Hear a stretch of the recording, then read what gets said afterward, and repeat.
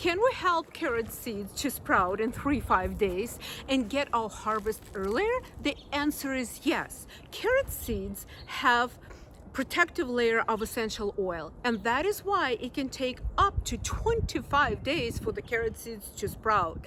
But every day counts in early spring. What can we do? Take some kind of perforated bag. You can take cotton cloth, linen cloth, something like this. Place the carrot seeds inside, tighten it, and place it in the water for 24 hours. Now, within 24 hours, we're gonna rinse the carrot seeds without taking them out of the bag under the running water. And every time we rinse it, we're gonna place it in the fresh, clean water. Now, you're gonna do 2-3 times, and in 24 hours, we're ready to plant the seeds.